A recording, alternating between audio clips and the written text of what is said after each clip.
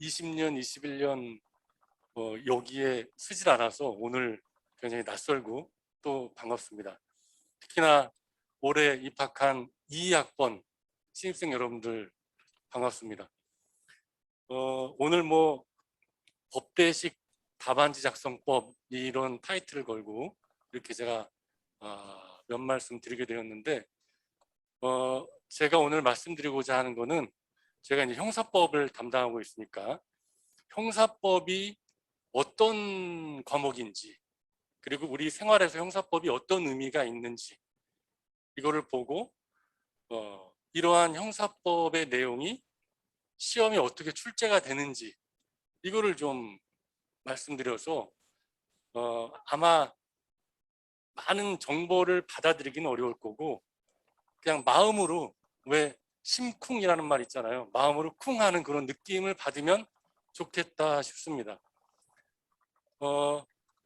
이제 포인트가 서술형 답안지를 어떻게 쓰느냐에 있는데 사실은 선택형 문제를 잘 풀어야지 서술형 답안지를 잘 쓸 수 있다.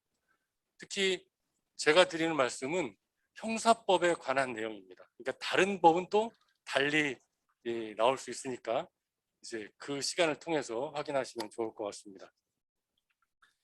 아까 우리 진행하시는 분이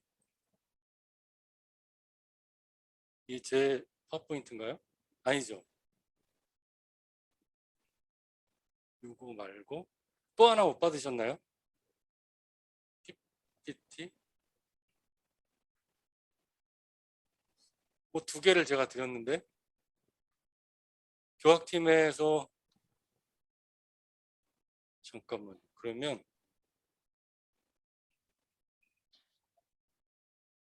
그러면 잠깐만요.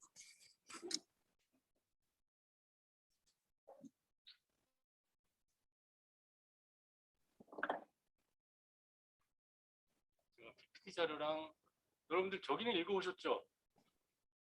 그 제가 미리 나눠드린 프린트물은 보셨죠? 네. 제가 이걸 열면서 말씀을 드릴게요. 아까 이제 진행하신 말씀을 드렸지만 오늘 주제가 미수론과 이 준강간죄라는 범죄가 있습니다. 아마 신입생하고 여러분들 아마 아주 생소할 텐데 준강간죄의 불능미수가 성립하는지 안 하는지 이런 주제를 가지고 말씀을 드리겠습니다. 요즘은 네, 수고하세요. 질문 안 하고 여러분들이 질문을 드리면서 여러분들이 좀 참여하는 형태로 수업을 하고 있습니다. 그래서 미리 읽어 오셨을 것 같은데 읽어 오셨죠? 네.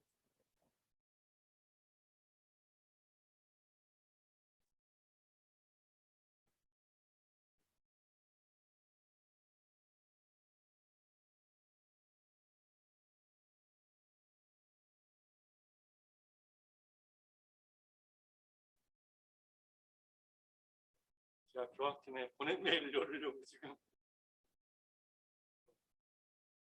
새로운 기기라 본인의 계정에 맞다가 이 지금 녹음도 되고 있다고 하는 거죠? 네.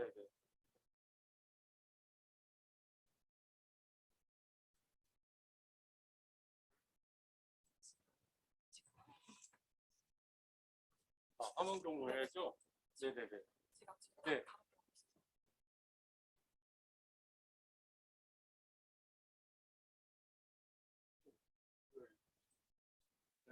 됐죠? 보이시죠? 네네. 이제 저는 형사법을 담당하고 있는데 이 형사법이란 무엇이냐? 한마디로 말한다면 국가가 벌을 주기 위한 법입니다. 형벌을 주기 위한 법이다. 제가 나누어드린 것 중에 사례 중에 첫 번째 사례가 기습 추행 시도 사건이에요. 기습 추행 시도 사건. 어, 권희진, 권희진 안 나오셨나 보네요. 그다음에 김다현, 김다현하고 안 나오셨고, 김소정, 내가 가지고 네, 있나요? 김소정하고, 아, 네, 반갑습니다. 이 제가 지금 가지고 있는 거는 여러분들 참여하겠다고 해서 그 명부입니다.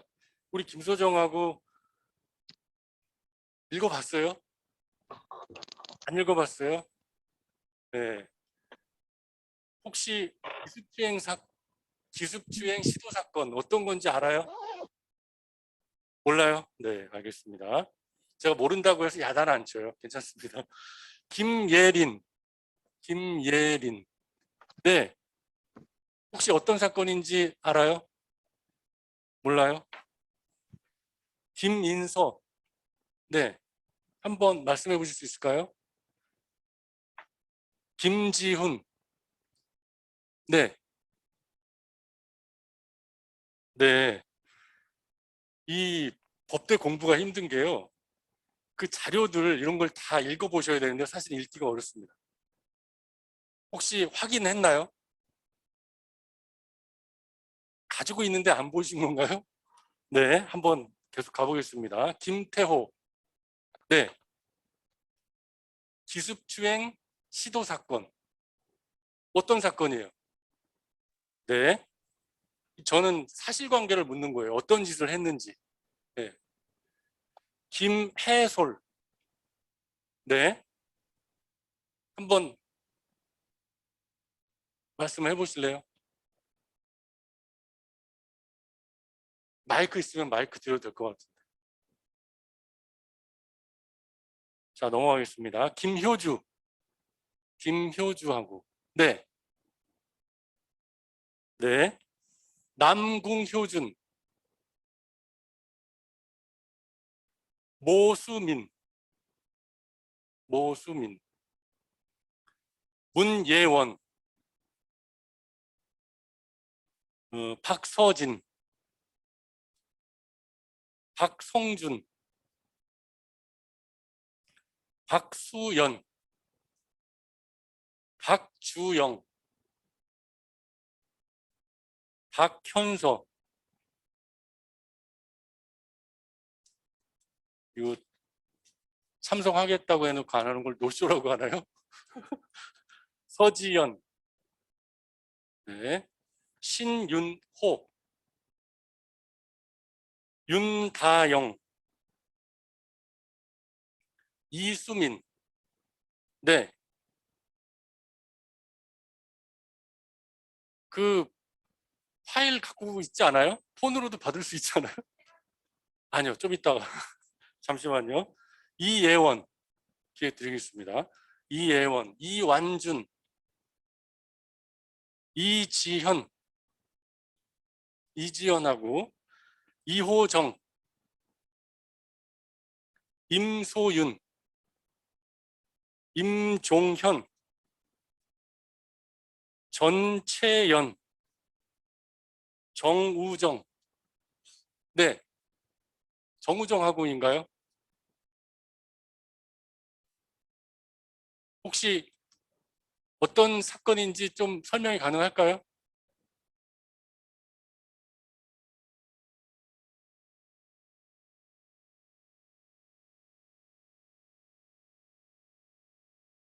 지금 잘 안 들리죠?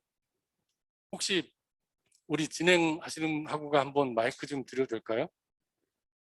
창가 쪽에. 네. 일어나서 하셔도 됩니다. 이 말할 기회가 많지 않습니다.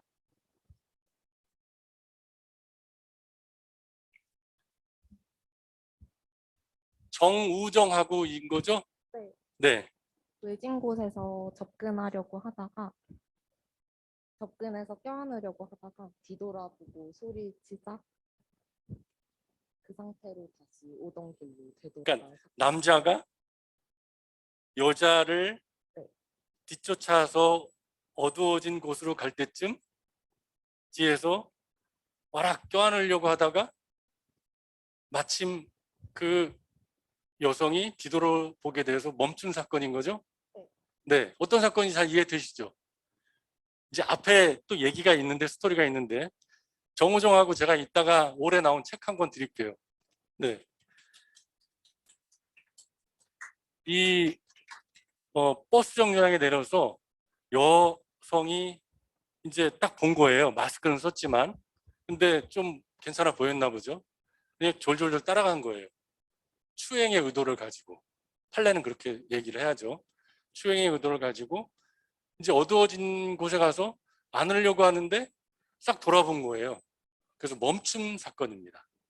자, 이 행동이 무슨 죄가 되느냐? 정택규. 네. 이게 죄가 돼요? 근데?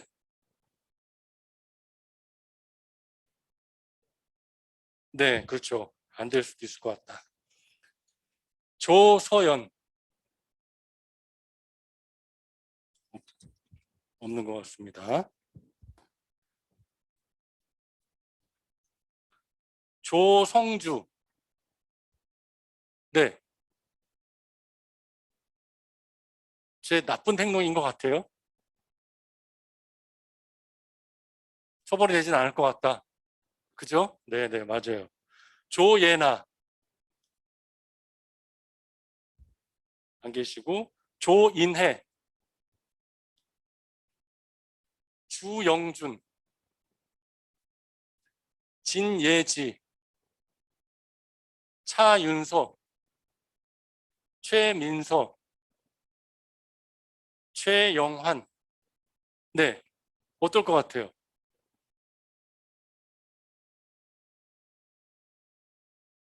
네, 미수범으로 처벌된다가 답입니다. 네, 맞아요. 네. 한정원. 한정원. 같은 어느 쪽에 가까워요? 처벌 안 된다가 맞을 것 같다. 어떤 생각이에요? 한정원하고는. 네. 지금 나머지 이제 뒤에 말한 분들 두 분만 처벌될 것 같다 말씀드렸는데, 제가 지금까지 호명한 학우가 올해 입학한 2학번 신입생 새내기들입니다. 여러분 박수 한번 쳐주시죠. 네, 여러분들 입학 진심으로 축하드립니다. 여러분들이 이해하기엔 좀 어려운 내용일 수 있겠지만 이런 내용을 가지고 형사법을 공부를 하는 거다라는 말씀을 드리려고 좀 일일이 성함을 불러가면서 질문을 드렸습니다. 자, 이렇게 결론은 이제 강제추행죄 미수를 인정한 사건입니다. 이 강제추행죄 미수를 인정했다라는 결론도 이제 시험에 나오는 거죠. 여러분들 보시게 아시겠습니다만 그게 이제 시험에 나오는 겁니다. 외부 공무원 시험에. 그래서 여기 지금 국가가 벌을 주기 위한 법이다라고 했는데 이 기습추행 시도 사건이 무슨 죄가 되는지 네, 이거를 확인해야 되는 거죠. 확인하려면 어느 법을 봐야 될까요? 아까 이승현하고 우리 선배님 이런 행동이 무슨 죄가 되는지 보려면 어디 봐야 돼요? 형법 중에서 뭘 봐야 됩니까? 여기 지금 총론, 강론 이렇게 무슨 죄가 되는지. 네, 일단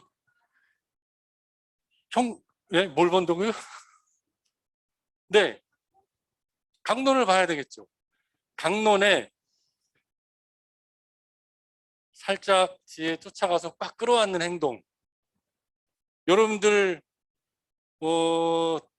춤추러 다니시나요? 이른바 요즘 클럽이라고 하잖아요. 클럽에 뭐 남자도 마찬가지고 여자도 마찬가지고 상대가 마음에 들어가지고 뽀뽀를 급격하게 한다거나 아니면 가슴을 막 만진다. 그럼 그거 범죄일 것 같아요? 안 될 것 같아요? 범죄입니다. 범죄. 강제추행입니다. 강제추행.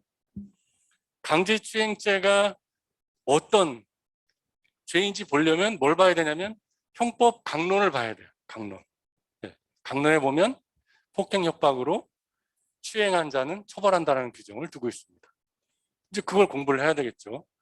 그런데 지금 이 사건은 이제 그런 걸 기습추행이라고 하는데, 기습추행을 뒤에서 하려다가 멈춰버린 사건이에요.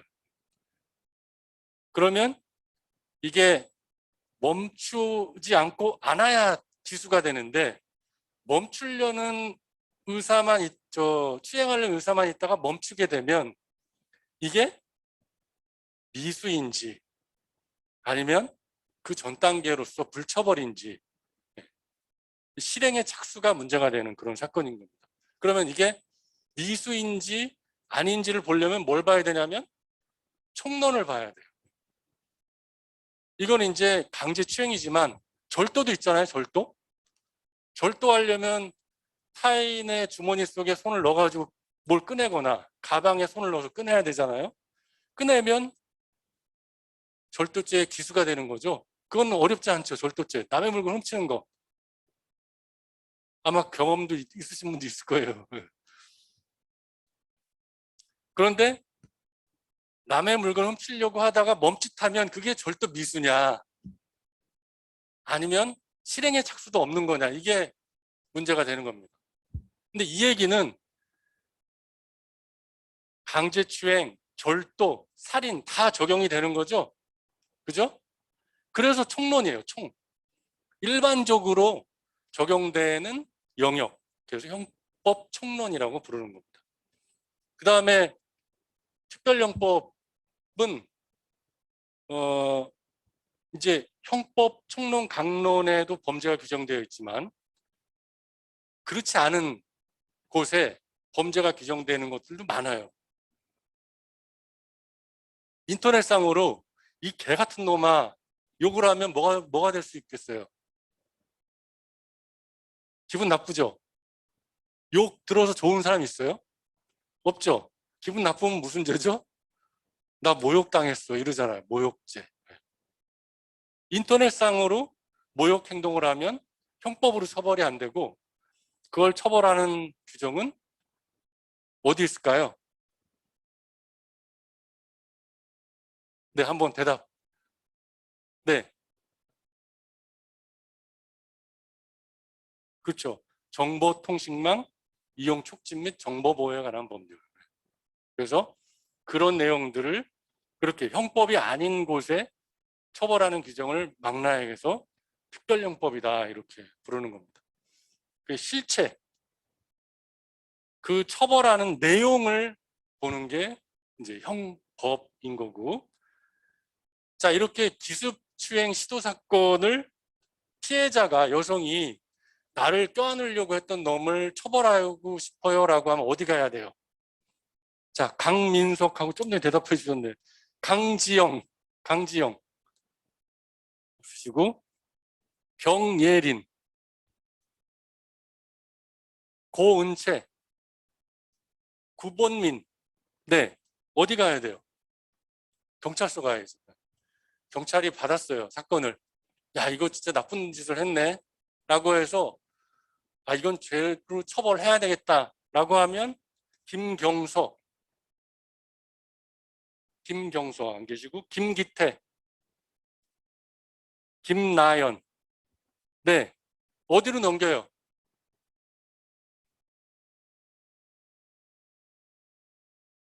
경찰이 조사하고 수사하고 나서 어디로 넘겨요? 죄송합니다. 제가 잘 안 들려가지고. 그렇죠. 맞아요. 검사한테 넘깁니다. 네. 검사. 네. 검사한테 넘깁니다.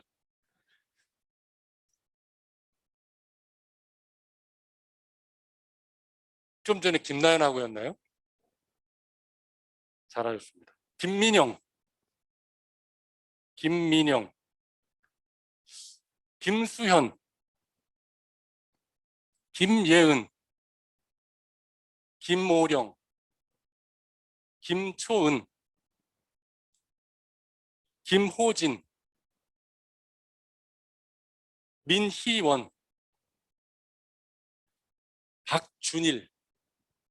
네. 검사가 죄가 된다고 하면 또 어디로 넘겨요? 그렇죠. 공소제기. 아주 근사한 말을 써주셨습니다. 공소를 제기해서 법원에 이놈 좀 처벌해 주세요라고 얘기를 하는 겁니다. 이렇게 요 절차, 경찰 수사하고 검사가 기소하고 법원이 판단하는, 재판하는 요 일련의 과정을 형사 절차라고 하고, 그거를 규정한 법이 바로 형사소송법입니다. 형사소송법은, 형사법은 형법이랑 형사소송법을 함께 부르는 말이라고 볼 수 있고, 형법은 실체, 내용을 규정한 법이라면 형사소송법은 절차를 규정한 법이다. 그럼 밑에 형사정책이라는 말 있죠? 형사정책.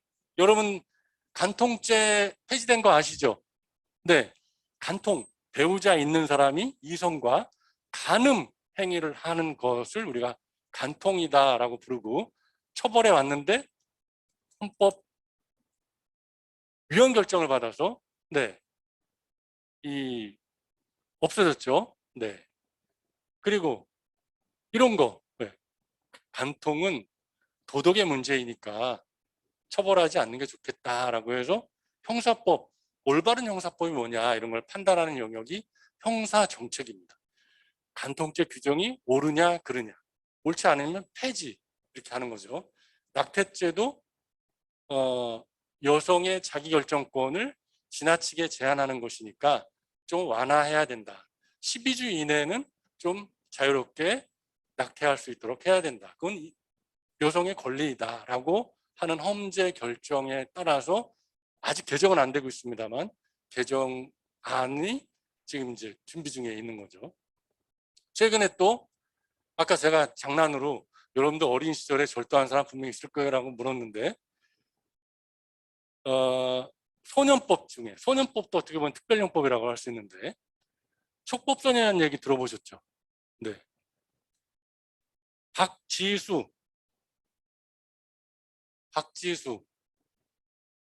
박채연. 네. 촉법소년이 뭐예요? 네. 박현용, 서민재. 네.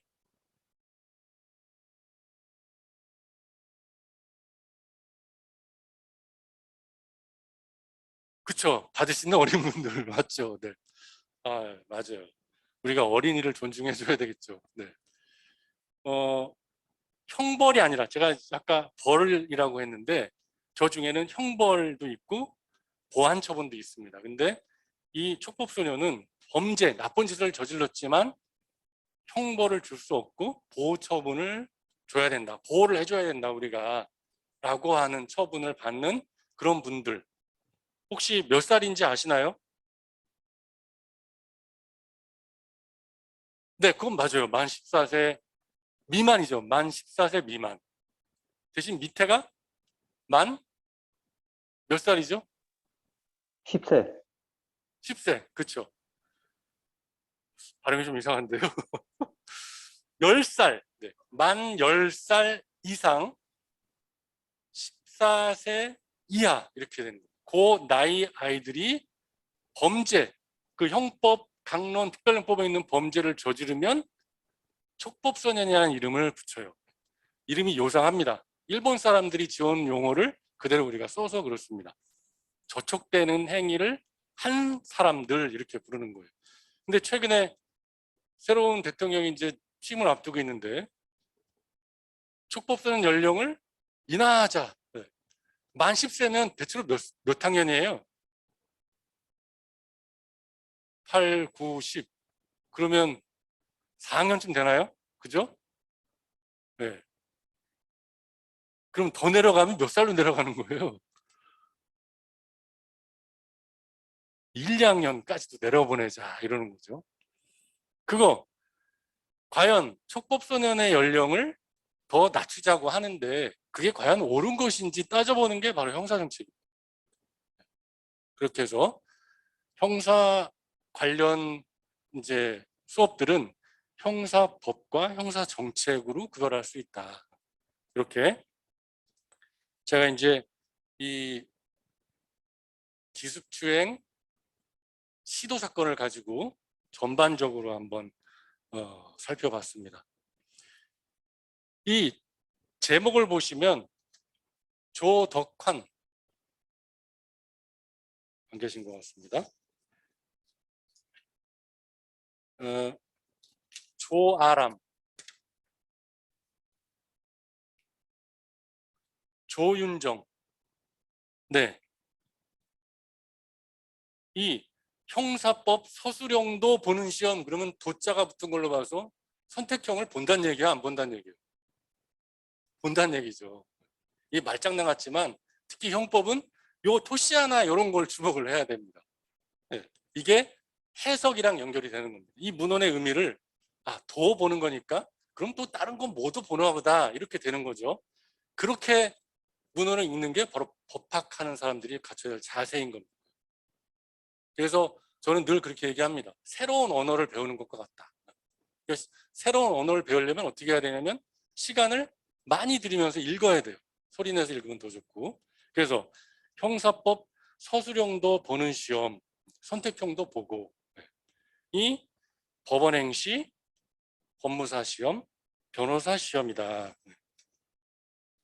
그러면 법원행시 얼마 전 3월 달에 치러졌습니다. 법원행시는 대법원에서 주관하는 그런 시험이에요.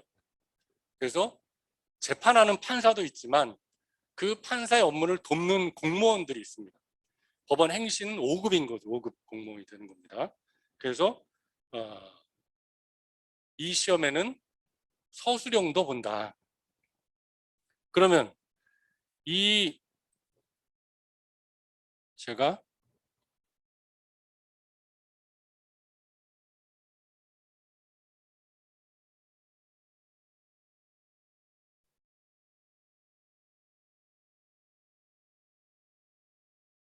보이시죠? 공유를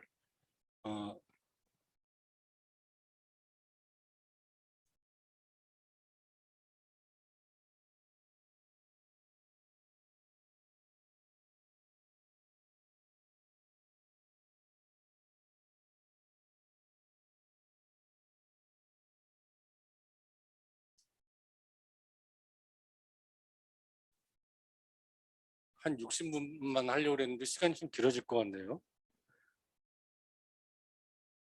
네, 여기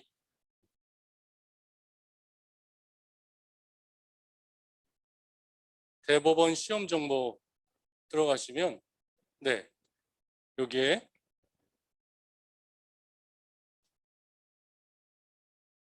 시험 자료실, 법원 행시, 법무사 시험 9급 이렇게 있습니다. 법원 9급도 있고 법원 행시는 5급인 겁니다. 근데 9급은 요 밑에 나중에 또 말씀드리겠습니다만 이 선택형 시험만 보는데 이 법원 행시는 서술형 시험도 같이 보고 있고요. 또 법무사 시험, 변호사들은 법정에 가서 변론을 할 수 있습니다. 소송 대리를 할 수 있는데 법무사 분들은 법정에 갈 수 없지만 법률 관련 서류들을 작성해주고 자문해주는 역할을 하고 있습니다. 변호사가 많으면 좋은데 그렇지 않기 때문에 법무사란 직역을 둬서 그 법률 서비스 시장을 좀 메우는 그런 역할을 해주는 분들인데 굉장히 시험이 어렵습니다. 법원 행시도 어렵지만 법무사 시험도 어렵다. 그래서 거기 들어가시면 기출문제를 다 보실 수 있어요.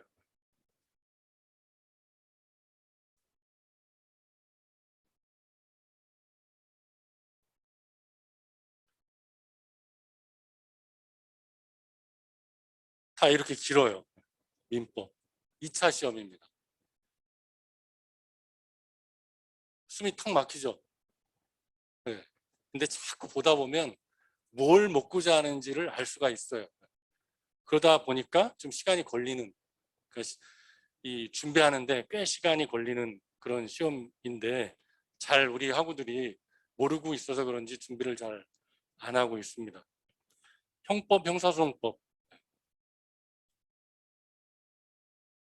여기 보시면은 이 지금 문제 1번에 죄책을 논하시오. 25점입니다. 25점.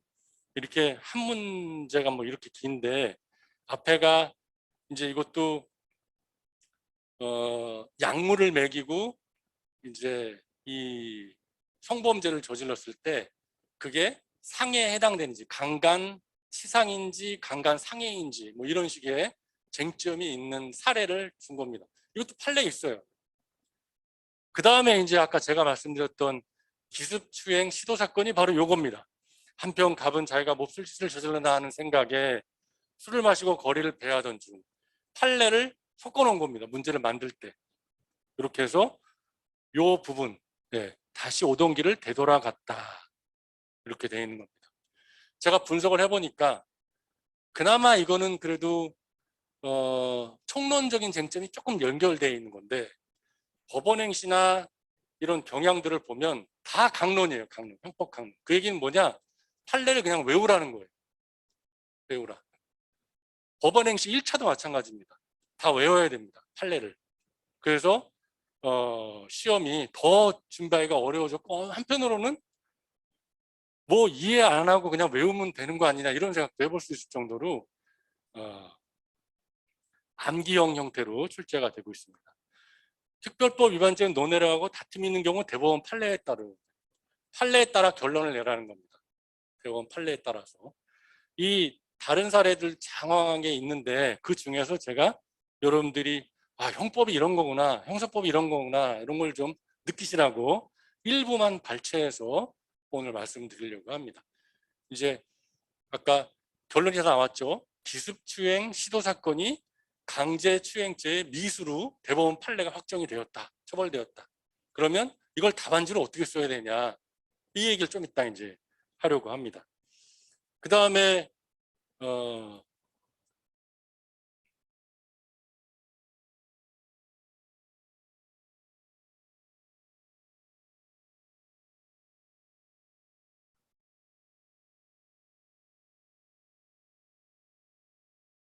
법무사 법원행시가 이렇고요. 여러분들이 이제 대학에 와서 법대에 와서 아마 여러분들 또 주변에 부모님들이나 이런 분들은 야 우리 아이가 법대 갔으니까 변호사가 될 수 있게 로스쿨을 보내야 되겠다.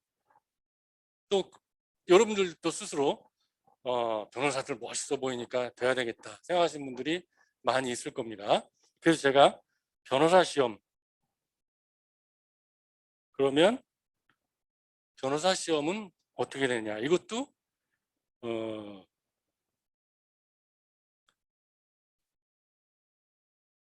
선택형 시험도 있고요. 서술형 시험도 있고 논술형 그 다음에 또 기록형 시험도 있습니다.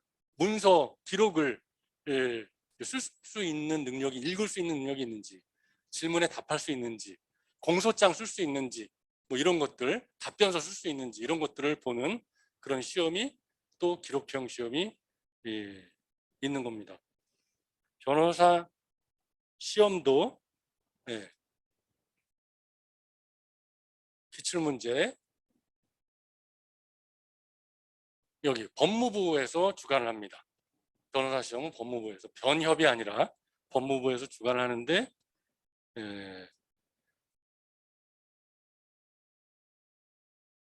기록형 기출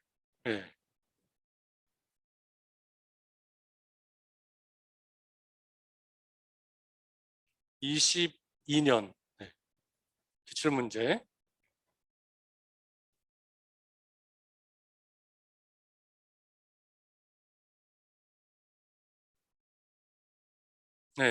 형사법 사례형 기록형이 아니라 사례형의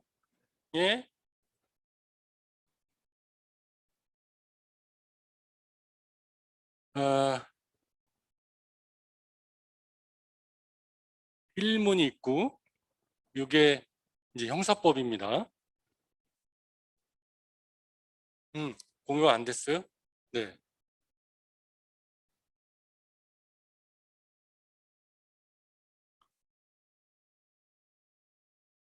됐죠?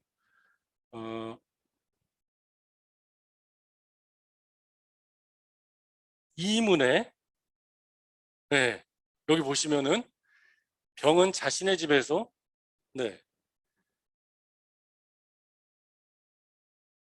제가 강의 안에 중간간 불능 사건이라고 그랬는데 제가 또 떠들면 안 되죠.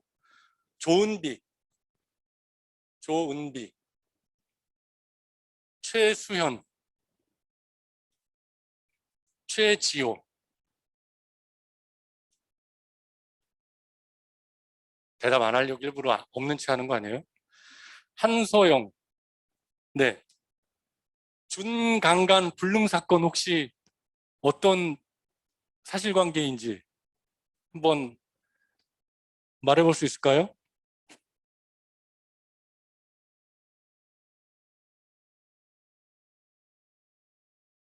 용기 내서 얘기하셔도 됩니다. 이거죠, 이거. 지금 띄운 거. 병은 자신의 집에서 씨와 함께 술을 마시던 중 술에 취해 누워있는 씨의 하의를 벗긴 후 씨를 2회 간음하였다. 간음의 법적 의미가 뭐예요? 이성성기의 결합을 간음이라고 합니다. 우리가 성교라고 하는 걸 법학에서는 간음이다 이렇게 부릅니다. 당시 병은 씨가 만취하여 심실상실 상태에 있다고 생각하고 이를 이용한 것이었는데 실제로 씨는 반항이 불가능할 정도로 술에 취하지는 않았다. 네. 이게 준강간 불능 사건입니다. 이게 바로 불능미수가 되는지, 아까 기습추행 시도 사건이 어떤 미수가 되는지, 이것도 준강간 불능 사건이 준강간죄의 불능미수가 되는지, 이가 쟁점인 거예요. 두 가지를 중심으로 오늘 제가 말씀을 드리려고 이 케이스를 선택을 했습니다. 자, 변시 문제가 이렇게 나오는 겁니다. 주관식 답안지 쓰는, 서술형 답안지 쓰는 거 한번 구체적으로 또 말씀을 드릴게요. 다시 요거를 보시면 이렇게 서술형도 보는 시험이 법무사 시험, 변호사 시험이다. 어찌 보면 변호사 시험이 더 쉬워요. 법무사 시험은 총론적 쟁점을 거의 안 내고 강론만 진짜 막 물어요. 그것도 사실은 성범죄는 좀 쉬운 구성 요건이고 어려운 배임죄, 사기죄, 횡령죄 이런 거 가지고 물어요. 엄청 어렵죠. 법원 업무와 관련된 걸 주로 물어요. 강제집행 면탈죄 이런 것도 묻고 그냥 묻고 싶은 대로 물어요. 제가 보기에는 사실은 1차 법원행시나 법무사 시험 선택형 시험만 잘 봐도 붙지 않을까. 2차는 어려우니까 다 못 쓰지 않을까 싶어요. 그래서 과감히 준비를 하셔도 되겠다라는 생각이 듭니다. 형사법 선택형 보는 시험이 이렇게 있습니다. 근데 행시도 이제 5급이 되는 건데 부처가 달라요. 행정안전부 소속 공무원들이 되는 겁니다. 법무부 소속도 있고. 네.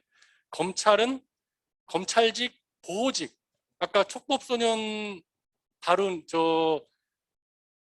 촉법소년이 교도소는 안 가지만 소년원은 갈 수 있습니다. 소년원 갔다 오신 분 있어요 혹시? 안 가봤죠. 네. 저는 멀리서 구경만 해봤습니다. 소년원 학교 시설에 가는데 그건 보호처분인데 촉법소년들이 형벌은 안 받지만 소년원은 갈 수 있다. 아마 여러분들 넷플릭스에서 소년재판이라는 드라마 아마 보신 분도 있을 텐데 제가 보기엔 저 다 보긴 했는데 굉장히 짱짱한 스토리인 줄 알았는데 재판보다는 주로 그 사이드가 많이 있어서 약간 실망을 했지만 그래도 소년재판, 네, 그런 재판부는 없어요. 소년부랑 형사부랑 같이 있는 재판부는 없는데 이제 편의상 그렇게 만들어 놓은 거고 사실은 그렇게 재판을 하자라고 주장하는 사람들이 많이 있어요. 소년부랑 형사부랑 같이 묶어놓자. 그래서 그렇게 그런 소년원이나 보호관찰관들 있죠, 여러분들. 전자발찌 채우면 이제 관리 감독해야 되는 공무원들 있잖아요. 보호관찰직이라고 해요. 그 보호직입니다, 이게. 그래서 형사법 선택형을 행시에 검찰직과 보호직이 보는데 가로 쳐놨죠. 교정학, 형사정책 또 봅니다. 요게 선택형입니다. 요거는 다. 근데 추가해서 행시는 형사법 과목이 아닌 과목들을 2차 서술형 시험을 봐요. 정책학, 뭐 행정학, 행정법 뭐 이런 식으로 형사법은 안 보고. 그래서 제가 선택형만 보는 시험 이렇게 안 해놓은 겁니다. 교정학은 형 집행과 관련해서 교도소의 얘기를 다룬 거고, 형사정책은 아까 그런 겁니다. 낙태죄 폐지가 옳으냐, 간통죄 이거 없앤 거 괜찮은 거냐, 촉법소년 연령 인하하는 거 괜찮은 거냐, 이걸 검토하는 게 형사정책입니다. 미국의 범죄학 이론을 배우는 것도 이 안에 들어가 있고요. 그래서 그리고 그 다음에 이제 일반 공무원 시험 7급, 9급, 얼마 전에 지난주 토요일 날 9급 공무원 시험이 있었습니다. 그 7급, 9급은 선택형만 봅니다. 형사법. 그 다음에 경찰 순경 시험이랑 경위가 되는 시험이 있습니다.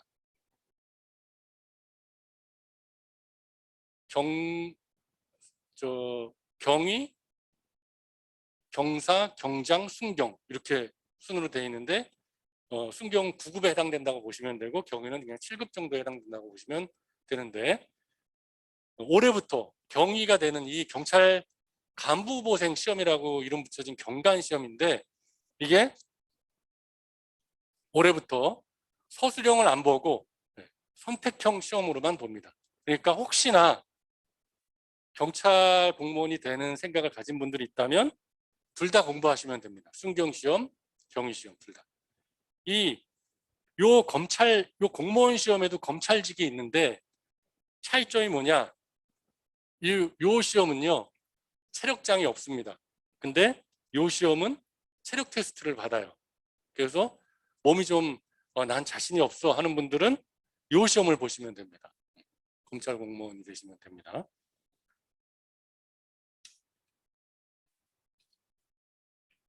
시간이 지금 시계가 1시간이 다 돼가요.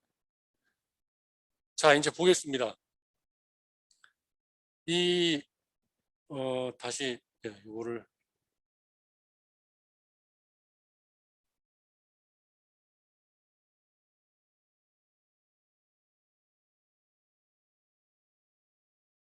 아까 뭐가 있었는데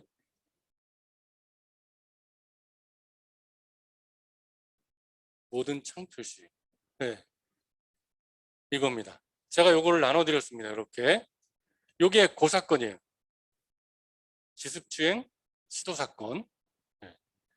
미수범의 유형 25조의 장애미수, 26조 중지미수, 27조 불능미수. 여러분들 이거 다 읽어 오셨어야 돼요. 그래서 벌써 미수 그러면 제가 이거는 장애미수인가요? 불능미수인가요? 이렇게 물으면 딱 대답을 해주셔야 돼요. 이 수업보다도 예습이 더 중요한 거예요. 그렇습니다. 이게 법대 수업이 힘든 게, 또 법대 공부가 힘든 게, 법학이 힘든 게 이 문자로 된 거를 끊임없이 읽어야 됩니다.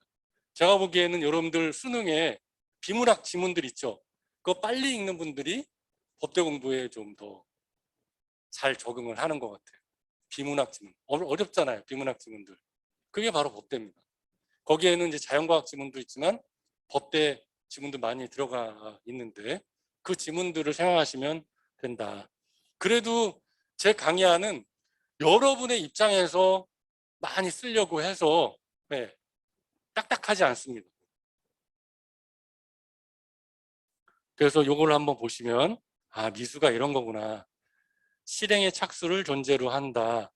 예비음모와 구별된다. 예비음모는 뭐냐면요. 칼로 찌르면 실행의 착수가 있는 거죠. 칼로 찌르기 전에 내가 저놈을 찔러 말아 막 이러고 있는 거 있죠. 예비음모라고 합니다. 예비음모. 생각만 하는 겁니다. 무서워서. 본인도 무서워서. 이거 처벌해야 될까요? 안 해야 될까요? 예비음모. 살인죄 예비음모를 가진 분들. 처벌하는 게 좋겠죠. 살인을 찔리기 전에 저지할 수 있잖아요. 예방할 수 있으니까. 그래서 살인죄는 예비음모범 처벌 규정을 두고 있습니다. 절도죄 생각해 보십시오. 절도. 훔치기 전에 이렇게 보기만 하는 거. 이놈 처벌해야 돼요. 어떻게 해요? 눈빛이 달라. 처벌해야 돼. 이런 생각도 할 수 있겠죠. 근데 눈빛만 가지고 하면 사람마다 차이가 있을 수 있어서 음모 정도 수준으로는 절도죄 예비음모범 처벌 규정이 없는 겁니다. 강도는 있어요. 강도. 왜? 무기를 들거든요. 폭행 협박을 해야 되니까 강도죄는 예비음모범 처벌 규정이 있다. 그러면 여러분들 성범죄는 예비음모범 처벌 규정이 있을 것 같아요? 없을 것 같아요? 성범죄. 기습추행 시도 사건에서 막 졸졸 따라가는 거, 그놈 나쁜 놈이죠. 그 처벌하는 게 맞겠어요? 안 하는 게 맞겠어요? 법이 바뀌었습니다. 불과 얼마 전까지만 해도 처벌이 안 됐었는데, 강간이나 강제추행죄 예비음모범 처벌 규정이 없었는데, 얼마 전엔가 그 N번방 사건이 있었죠. 그것 때문에 예비음모범 처벌해야 된다라고 해서 예비음모범 처벌 규정이 들어왔습니다. 그러면 이 아까 말했던 기습추행 시도 사건에 당시에 예비음모범 처벌 규정이 없었습니다.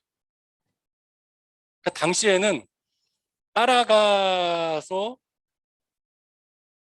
끌어안으려고 하는 거를 미수범으로 처벌 안 하면 불처벌이 되는 겁니다. 무죄가 되는, 무죄. 현재 시점에서는 무슨 죄가 될 수 있는 거냐면, 미수가 안 되면 예비음모범으로 처벌이 됩니다. 상황이 바뀌었습니다. 올바른 형사법 찾기, 형사정책, 그냥 성범죄 강경 대응해야 된다.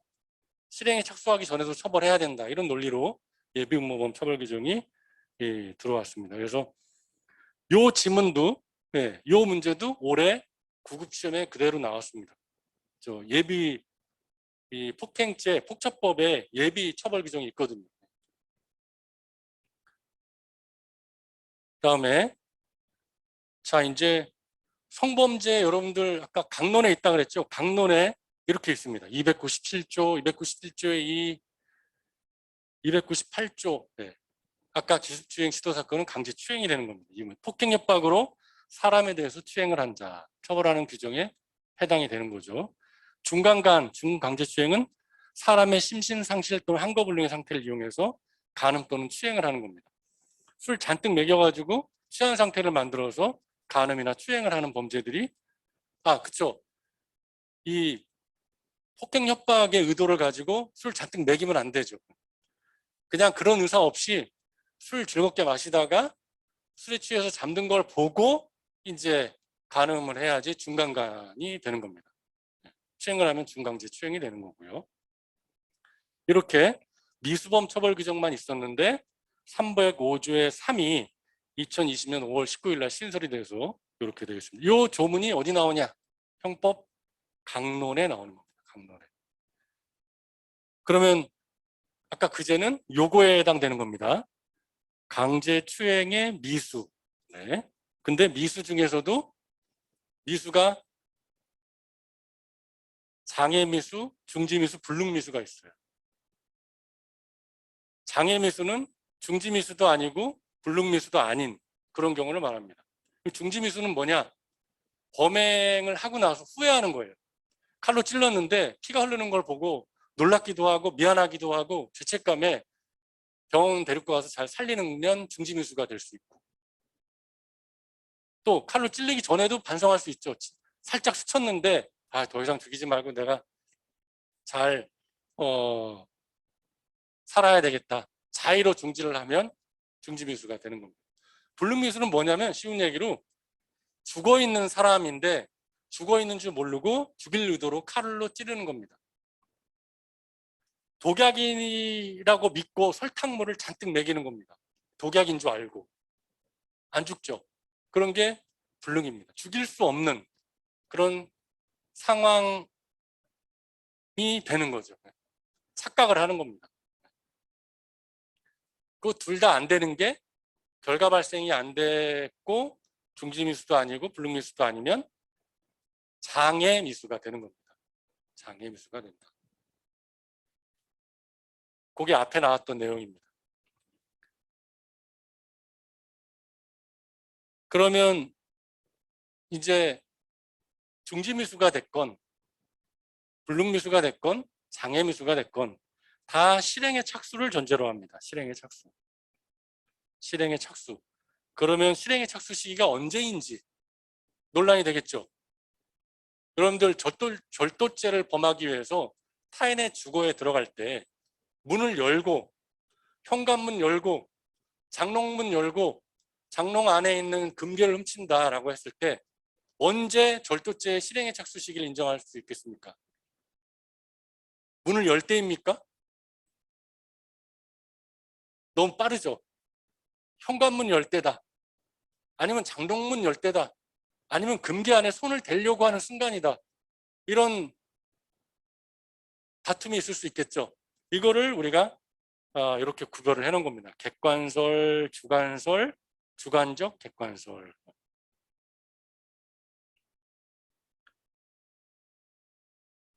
자, 그래서 결국은 판례는 2015도 6980 이게 대법원 판결 번호입니다. 도가 대법원 내에서 처리된 사건들에는 도자를 붙입니다. 이거 부호를 붙이는 규칙이 있어요. 대법원 규칙으로. 이건 대법원 2015도 6980이라는 번호예요. 그러니까 여러분들 아까 제가 구글에서 이거를 번호를 치면 이 사건 판결문을 볼 수가 있는 겁니다. 아니면 대법원 종합법률정보라는 사이트에 들어가셔도 되고, 요즘은 구글링이 워낙 잘 돼 있어서 그냥 판결문 번호만 넣어도 다 검색이 됩니다. 심지어는 관련 판례까지 검색이 돼요. 저 논문까지 검색이 됩니다. 그래서 이게 중요하다. 판례 번호가. 그러면 요 지금 법무사 시험 2차에 나왔던 이 문제를 어떻게 쓰는 게 좋을까를 보시면, 자, 쟁점이 뭐냐면 실행의 착수 인정 여부입니다. 긍정설, 주관설, 행위자의 마음 따라가려고 하는 그 순간에 실행의 착수가 시작이 되는 거다라고 볼 수 있겠죠. 그럼 긍정설이 되는 거예요. 부정설, 형식적 객관설은 실제로 추행을 시작할 때다. 아니면 추행 옷 가까이 근접을 해야 된다. 이런 식의 관점인 겁니다. 그래서 견해의 대립이 있다. 판례는 어떤 입장이냐? 긍정이다. 제 결론은 뭐냐? 예비와의 경계가 모호해지기 때문에 이 처벌의 과잉이 발생한다. 근데 이제 예비음모범 처벌 규정이 들어왔기 때문에 이 주장도 약간 설득력이 약해졌어요. 하지만 이렇게 답안을 쓰시면 됩니다. 그래서 여러분들이 잘 모르겠다. 그러면 쟁점만 파악하고 계시면 긍정 아니면 부정이고 결론이 나오는 겁니다. 모든 논의가 다 그렇습니다. 긍정설, 부정설, 판례. 긍정설, 부정설, 판례. 형사법 법대 답안 작성은 쟁점이 뭔지만 파악하면 그냥 답안지는 그냥 쓰는 겁니다. 쟁점이 이거다. 이거를 긍정하는 견해도 있고 부정하는 견해도 있다. 판례는 어떤 입장이다. 근데 나는 이런 게 좋은 것 같다. 이 정도만 써도 합격입니다. 합격. 이런 형태로 쓰시면 되고, 이걸 객관식으로 선택형 문제는 어떻게 내냐?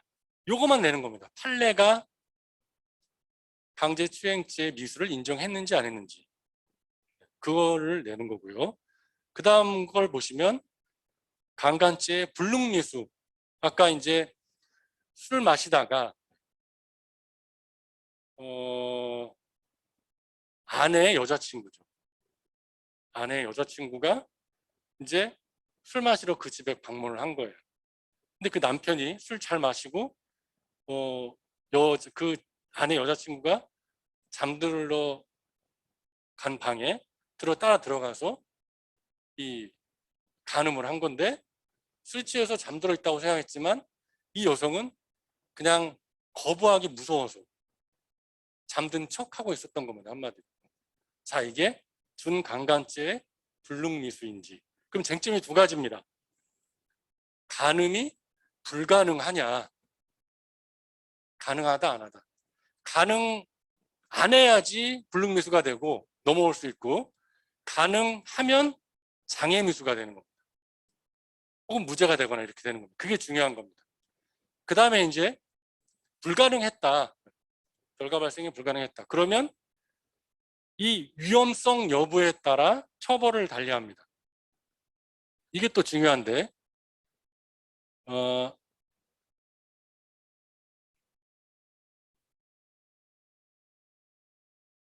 아까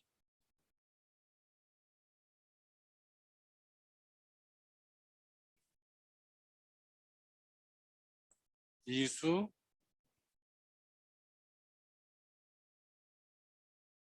근데 뭐 이해는 되시는 건가요?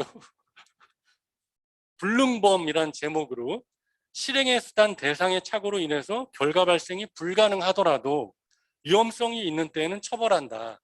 단 감경 또는 면제할 수 있다고 해서 판례가 어떻게 하냐면 위험성이 있으면 불능미수, 위험성 없으면 불능범 이렇게 돼요.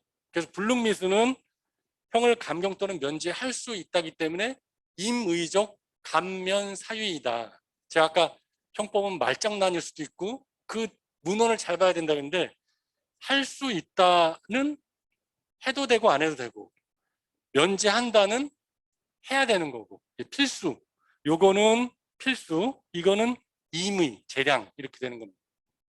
그래서 이 위험성이 있으면 처벌을 하는 겁니다. 죽은 사람인데 죽은 사람인지를 모르고 칼로 찔렀습니다. 그러면 결과 발생 불가능해요? 아니에요? 불가능이죠. 이것도 이제 견해의 대립이 있는데 불가능하다라고 보는 입장이 더 많습니다. 불가능하면 위험성이 있나요? 없나요? 근데 상식적으로 불가능한데 위험해요? 이상하죠? 그래서 이게 해석상 문제가 되는 겁니다. 전혀 불가능하지 않은지 0.01%의 가능성이라도 있어야지 위험한 행동이지 가능하지도 않은데 그걸 왜 위험한 행동이라고 하느냐 말이 안 된다라고 주장하는 분도 있는데 저는 처벌의 필요성이라고 생각을 합니다. 결국 따지고 보면. 그래서 추상적 위험이니 구체적 위험이니 막 이런 논의들이 있어요. 그걸 써주면 되는데 그래서 이 불가능한데 위험성이 있으면 불능미수, 위험성이 없으면 불능범 불처벌이에요. 위험성이 굉장히 중요한 표지가 되는 겁니다.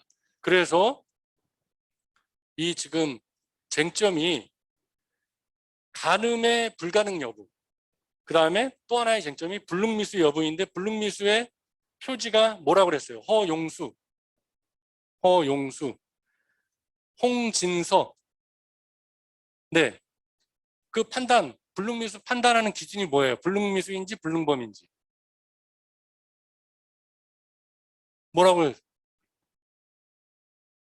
홍해인. 자, 뭐예요? 한번 손 들고 대답해 주십시오. 그 판단하는 기준이 뭐다? 여러분들 이렇게 시키면 대답하는 게 도리예요. 네, 뭐예요? 위험성입니다. 위험성 여부. 불능미수 여부를 판단하는 기준은 그러니까 불능범인지 불능미수인지 판단하는 기준은 위험성 여부인 겁니다. 그래서 또 그렇습니다. 자, 간음이 불가능하다 긍정설 부정설. 불능미수 위험성이 있는지 없는지 긍정설 부정설. 이렇게 쓰면 돼요. 그 다음에 긍정이 2심과 대법원의 다수 의견이야. 반대 의견은 아니다. 이건 아예 무죄로 보던가 장애미수로 봐야 된다. 여러분들 간음이 가능했습니까? 안 가능했습니까? 아까 간음이 뭐라고 그랬죠? 성기결합이라고 그랬죠. 성기결합이 가능해요? 안 가능해요? 불가능하지 않죠? 네, 그래서 이거는 불능미수를 인정하는 게 옳지 않았다. 무죄나 장애미수를 인정했어야 된다는 게 저의 개인적인 생각인 거고 여러분들은 이런 문제를 쓰실 때 이렇게만 쓰시면 됩니다. 쟁점이 뭔지 판례 입장을 명확하게 쓰시고 여러분들의 생각을 조금만 보태시면 된다. 특히 변호사 시험은 내 생각을 쓰는 걸 좋아하고 법원행시나 법무사는 여러분들 생각 별로 중요하게 생각하지 않습니다. 결론이 어떻게 나는지가 중요해요. 대법원 판례가 어떻게 됐는지. 이렇게 해서 답안지 2차 법대식 답안지 쓰는 건 얘기가 됐죠. 어렵지 않죠? 네, 어렵지 않습니다.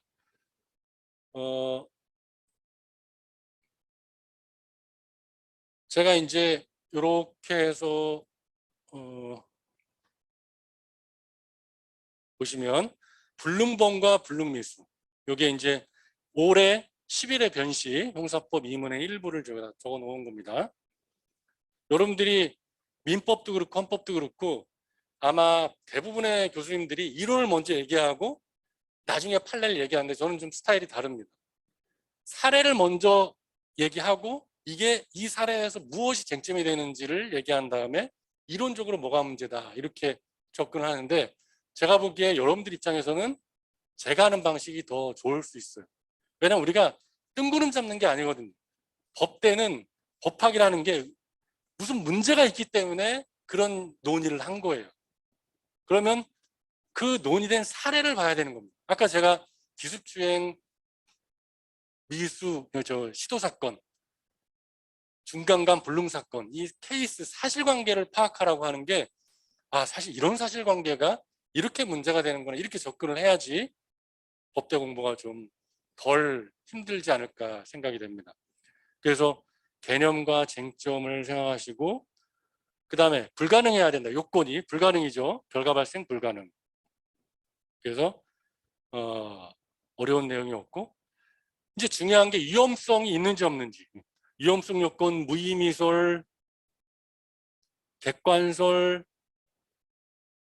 주관설, 그 다음에 절충설, 주관적 위험설, 구체적 위험설, 막 이렇게 학설들이 있는데 결론은 그거예요. 긍정인지 부정인지. 그럼 여러분들이 이 학설을 대략 이해하고 있다가 이런 긍정하는 견해도 있다, 부정하는 견해도 있다, 이렇게 쓰시면 돼요. 그 정도만 쓰시면 됩니다. 그 다음에 이제 중요한 게 판례가 어떻게 말하고 있는가가 중요합니다. 그래서 요겁니다. 2018도 1600이 전원합의체 판결입니다. 전합. 대법원에 대법관들이 다 모여가지고 판결을 내리는 겁니다. 왜? 그만큼 쟁점이 어렵고 논란이 될 수 있어서. 그래서 이런 전합 사건들은 무조건 시험에 나옵니다. 아까 그 사건도 시험에 나오지만 이것도 무조건 나옵니다. 그 다음에 이제 이 불능범이라고 본 사건들이 딱 이 세 가지밖에 없습니다. 소송비용 편취 사건, 보증금 사건, 사망자를 상대로 한 소송 제기한 거. 죽은 사람을 상대로 소송을 제기한 거예요. 한마디로 죽은 사람한테 돈 달라, 이거 되냐? 불능입니다. 소송 사기. 거짓 서류 제기해가지고 나 죽은 놈한테 돈 받을 거 있는데 돈 줘. 법원에다가 소송을 제기하는 겁니다. 이걸 소송 사기라고 하는데, 죽은 사람이기 때문에 사기 칠 수가 없다는 겁니다. 이 결과 발생에 불가능이다. 결과 발생에 불가능이고 위험성이 없기 때문에 다 불능범이라고 본 세 가지 사건입니다.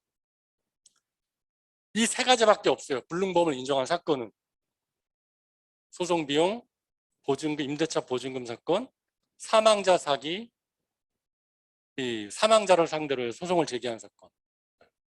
세 가지 불능범 사건입니다. 그냥 이거는 무조건 해마다 나온다고 생각하시면 돼요. 그 다음에 과거 성전환 수술을 받은 남성에 대한 이제 성범죄 사건이 있었고요. 한번 보시면 되고, 문제들을 제가 한번 쫙 정리를 해봤습니다. 지금은 폐지된 사법시험 문제에, 자, 법률에 기술된 구성요건에 해당하는 정형적 행위 또는 적어도 구성요건에 해당한다고 볼 수 있는 행위의 일부를 실현했을 때 실행의 착수가 인정이 된다. 이게 뭐예요? 구성요건에 해당하는 정형적인 행위. 절도면 절도하는 행동, 이거죠. 절취. 추행이면 추행. 네. 여러분들 붕어빵 드셔보셨죠? 붕어빵. 이 밀가루 반죽 넣으면은 붕어빵 형태로 모양이 나오죠. 그게 바로 구성요건인 겁니다. 절도죄는 붕어빵, 살인죄는 잉어빵, 이런 걸 생각하시면 돼요. 그런 모습이 그려지면 그걸 우리가 구성요건이라고 부르는구나. 추행, 간음, 이게 그런 형태구나. 정형성입니다. 정형. 정해진 틀. 그걸 우리가 구성요건이라고 이해하시면 되고, 그래서 간은 형식설입니다. 형식설. 그래서 이게 어떤 학설에 연결되는지 이렇게 문제를 된 거고, 그 다음에 실행의 착수 시기에 관해서 주관설, 객관설, 적중설 이런 학설의 대립이 있다. 이 연결시키는 문제가 과거에 있었고, 불능민범과 불능미수를 구별하는 기준. 네, 이렇게 뒤로 밀려야 되는 거죠.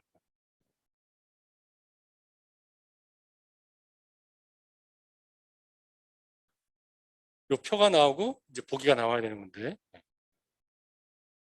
치사랑 미달의 독약으로 사람을 살해하라고 한 경우, 치사랑 미달. 그러면 결과 발생이 불가능하겠죠. 근데 독약이 치사랑 미달이지만 그렇게 먹이는 건 위험하죠. 그래서 불능미수라고 보게 되는 거죠. 그 다음에 15년도 사시에 불능범과 불능미수를 구별하는 기준 이렇게 있고, 그 다음에 2008년도 문제가 또 있고요. 많죠. 이거보다 더 많은데 제가 일부만 고른 겁니다. 19년도 2차 순경시험 문제. 불능미수는 행위자가 실제 존재하지 않는 사실을 존재한다고 오인하는 그런 걸 말한다. 중간간자가 성립하기 위해서는 그런 인식을 해야 된다. 요 판례입니다. 아까 나왔던 판례. 그 다음에 2010년. 사망한 지 얼마 되지 않은 사람을 사람으로 오인한 경우, 살아있는 사람으로. 소송 비용을 편취할 의사로 소송 비용의 지급을 구하는 손해배상 청구 소송을 제기한 경우, 사기죄의 불능범으로서 불처벌이라고 부르는 겁니다. 여러분들 폭행을 당했습니다. 그러면 처벌해 달라고는 아까 어디 가면 된다 그랬죠? 어디 가요? 폭행 당해가지고 나 피 철철 넘치고 지금 병원 가서 치료도 받았어요. 경찰서 가서 고소해야죠. 근데 경찰서 가서 고소한다고 여러분들 치료비 주나요? 안 주죠. 치료비 다 받고 싶으면 어디로 해야 돼요? 정식대로 하려면 어떻게 해야 돼요? 때린 놈 이렇게 합의 봐도 되지만 그렇게 안 하면 어디로 가야 돼요? 법원에다가 민사소송을 제기해야 되는 거죠? 네, 나 저놈한테 맞아서 불법행위를 당했으니까 민법 750조인가요? 네, 그 나 손해배상 청구소송 법원에다 해야 되는 겁니다. 그 치료비 1,000만 원 이렇게 다 주시오라고 해야 되는 거예요. 민사 손해배상 청구소송 제기해야 되죠? 근데 이건 어떤 사건이냐면 손해배상 청구소송을 이제 제기해서 받아야 되는데 이놈이 거짓말로 폭행을 당한지도 않았는데 네, 손해배상 청구소송을 제기해가지고 치료비 100만 원, 뭐 1,000만 원이 달라고 했어요. 근데 여러분도 아시다겠습니다만 혼자 하면 힘들죠. 누구의 도움을 받아서 하나요, 보통? 소송을 제기할 때 누구 도움 받아요? 아까 법무사 도움을 받기도 하지만 법정에 나가는 거 귀찮으면 누구한테 해달라고 해야 돼요? 변호사한테 해달라고 하죠. 그럼 변호사 선임하려면 돈 들어가요? 안 들어가요? 돈 들어가죠. 그러면 치료비 1,000만 원에 변호사 비용 뭐 깎아서 해서 100만 원 받다고 치면 그러면 그 사람한테 1,000만 원에다가 100만 원도 달라고 그래야 되죠. 이 100만 원을 손해배상 청구 소송하면 안 줘요. 줄 수가 없어요. 왜? 소송 비용은 간단한 절차로 소송 비용 확정 절차라는 게 있어요. 청구인이 나 이번 소송에서 이만큼 들어갔으니까 이거 주세요라고 하는 별도의 절차가 있다는 거예요. 지금 이겁니다. 이 소송 비용을 편취할 의사로 소송 비용의 지급을 구하는 손해배상 청구 소송을 제기하면 받을 수가 없어요. 불가능입니다. 또 위험성도 없다는 거예요. 이 얘기는 뭐냐면 재판부가 속지 않는다는 거예요. 한마디로. 네. 그래서 위험성도 없기 때문에 불능범이라는 판결인 겁니다. 2005도 8105 판결입니다. 2020년 1차 순경시험에 나왔고, 자 이렇게 해서 문제들을 보시고 또 더 궁금한 것들은 제가 한번 이런 것들 생각해 보면 좋겠다라고 해서 이렇게 소개를 해드렸습니다. 자 이제 거의 다 했습니다.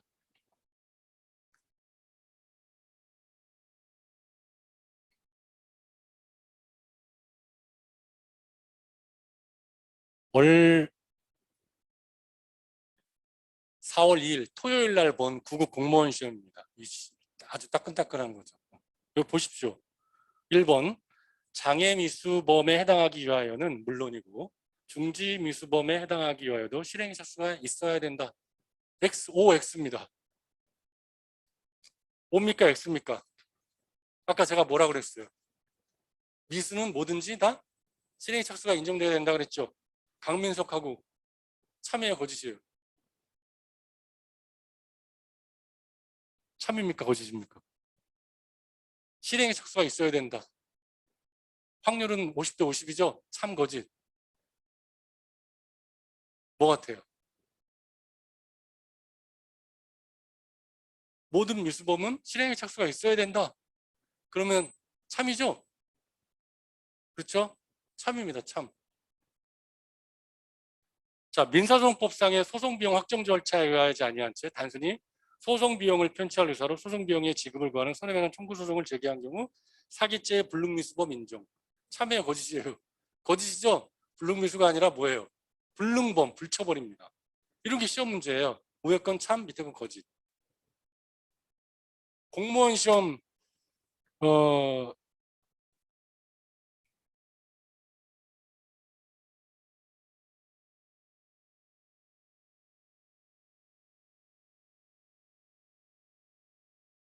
공무원 시험 문제는요.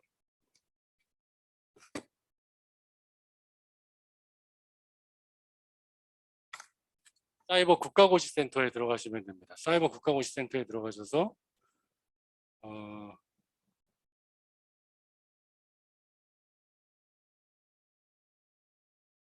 잠깐만요.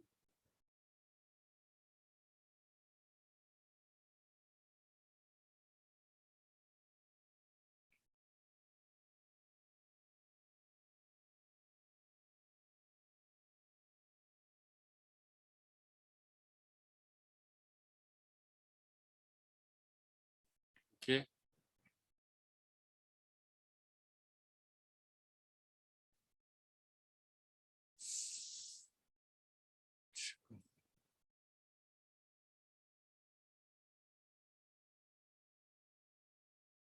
문제가 오고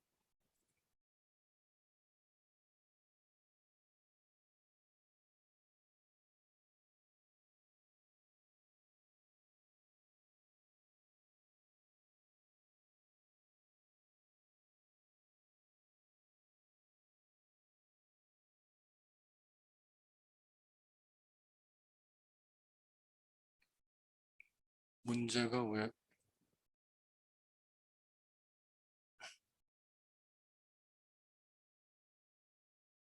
여기 안 나오는데?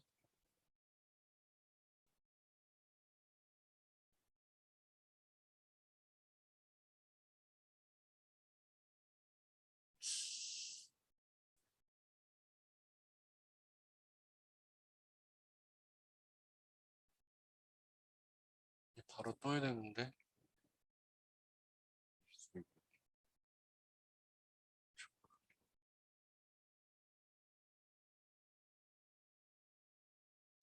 잠깐만요.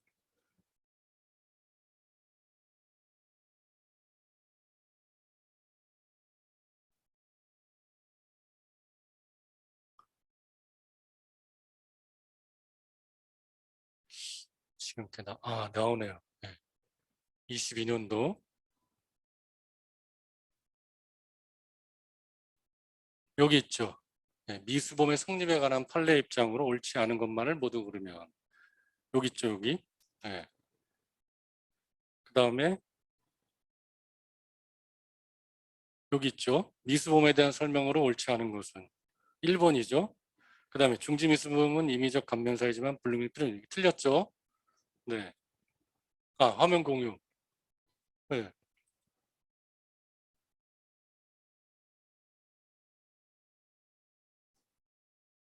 이건가? 아, 됐죠. 네. 9번. 불능미수범에서 말하는 실행의 수단 또는 대상의 착오는 행위자가 시도한 행위 방법 또는 행위의 액조로는 결과 발생이 처음부터 불가능하다는 것을 의미한다. 맞죠? 요게 틀린 거죠. 옳지 않은 것. 아까 화면 공유 안 됐으니까 요거. 리을입니다. 자, 이렇게 시험 문제 나오는 겁니다. 이제 거의 꽤 장시간 얘기를 했습니다. 채팅 이거 제가 답변 안 해도 되는 거죠? 네네.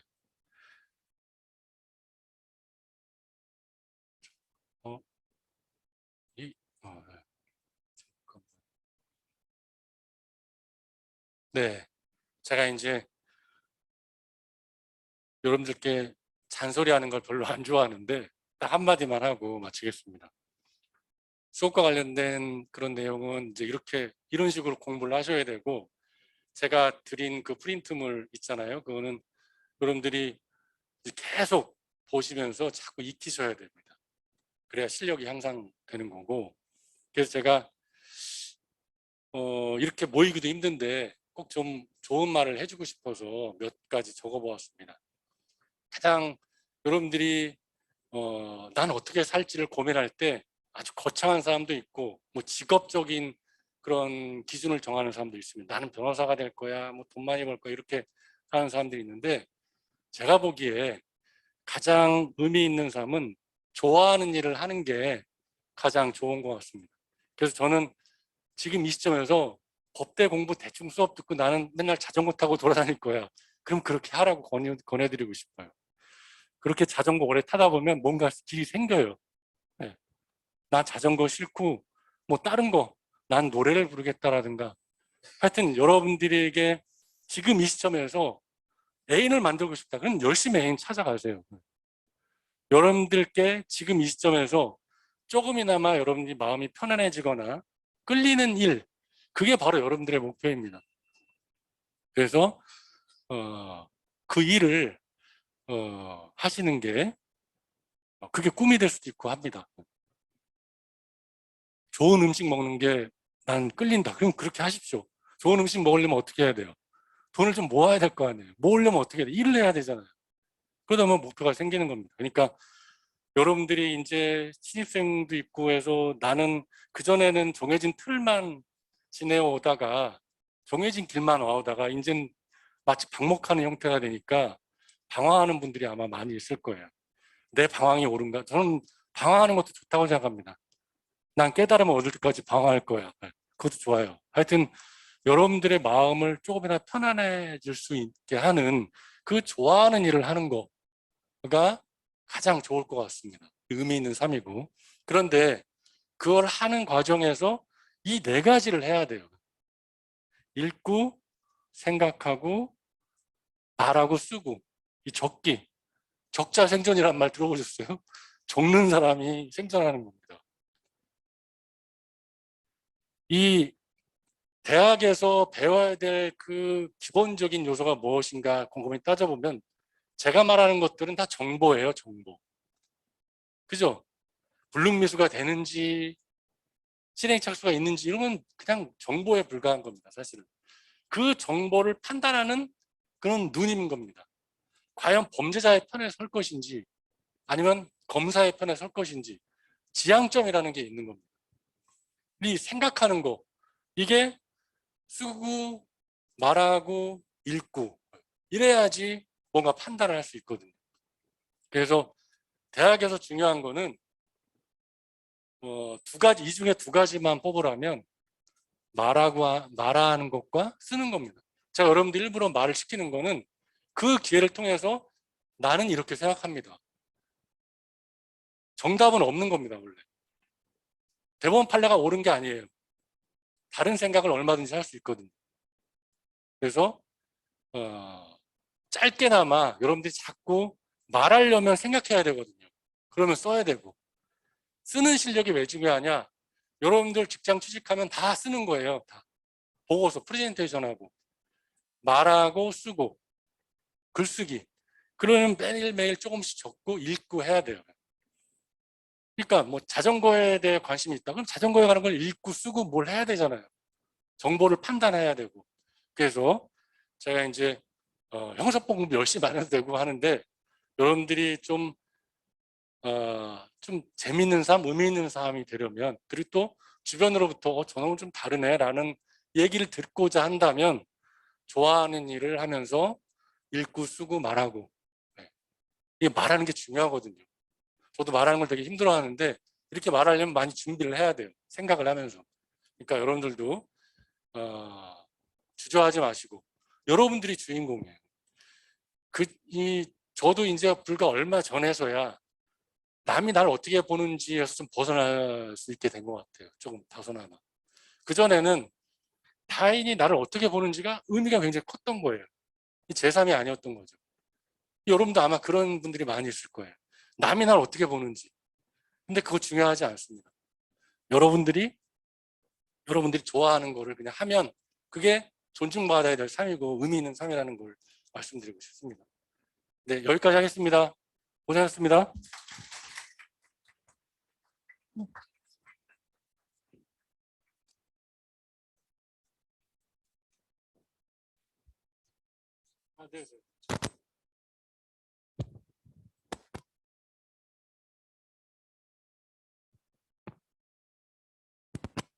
네, 다들 강의 잘 들으셨나요?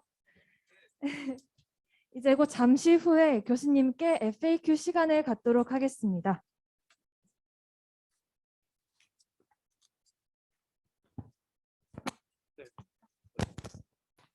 네, 지금까지 윤동호 교수님의 특강이었습니다. 자리를 빛내주셔서 다시 한번 감사드립니다.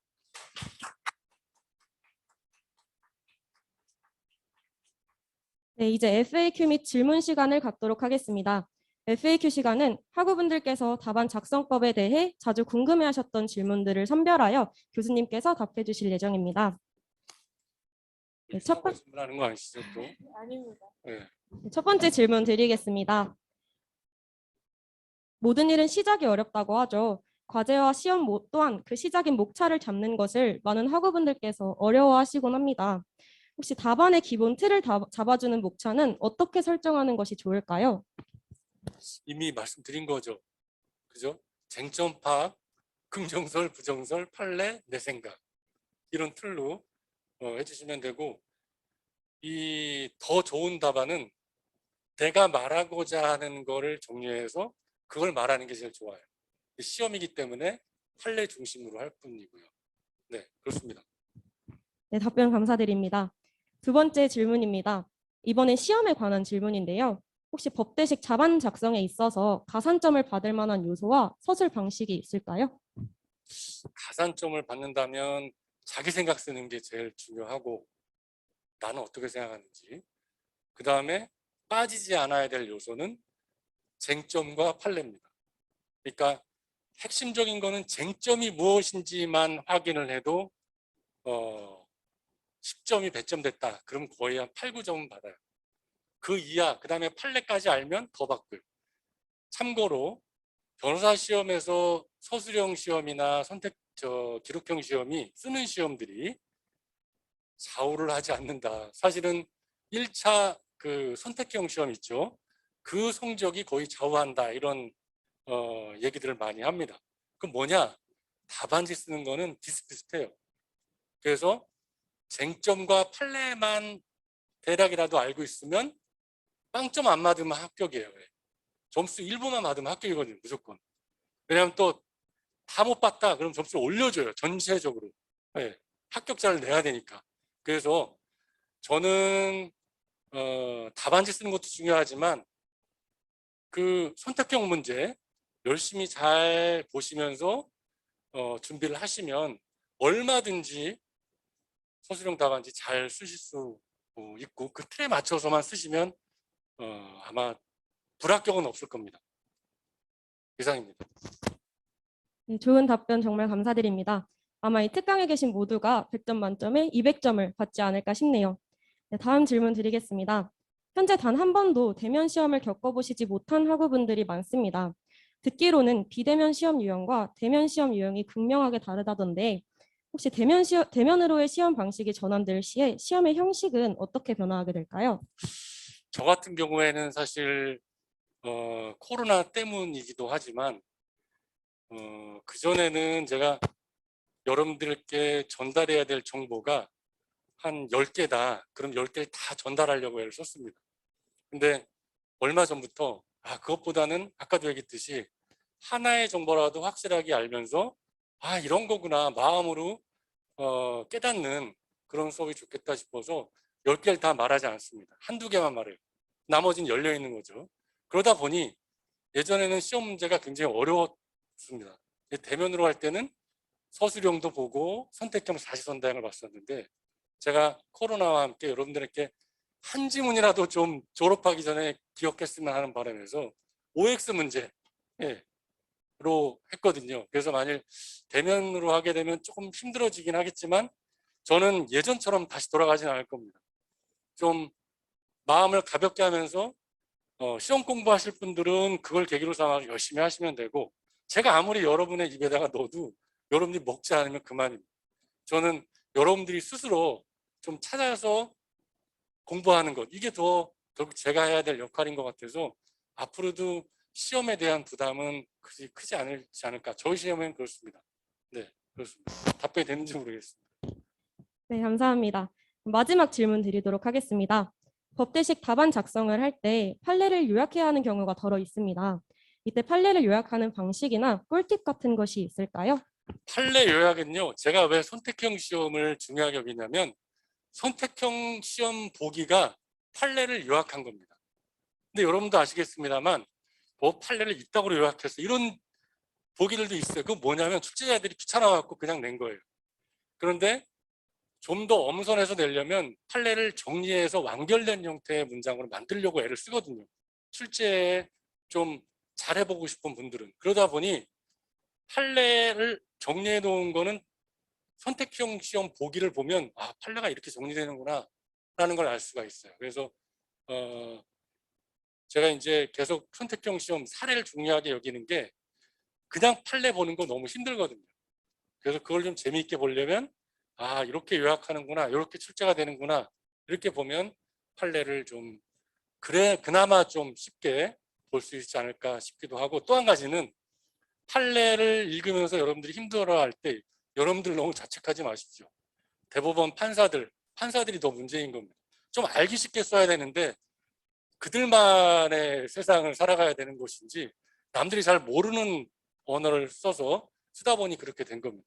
절대 자책하지 마시고 잘 모르면 그냥 넘기시고 선택형 문제 이걸 어떻게 이해했는지, 또 혹은 뭐 관심이 있으신 분들은 논문을 좀 보시면 그나마 좀 도움이 되긴 하는데 요즘도 논문이 그렇게 썩 좋아 보이지는 않습니다. 그래서 하여튼 이 문장 읽으실 때 힘이 드시더라도 조금씩 좀 배워나가는 거, 새로운 언어를 배우는 거거든요. 그랬으면 좋겠습니다. 이상인데 더 해주실 건가요? 윤동호 교수님, 네. 질문 답변 정말 진심으로 감사드립니다. 다들 교수님께 큰 박수 다시 한번 부탁드립니다. 네. 반갑습니다.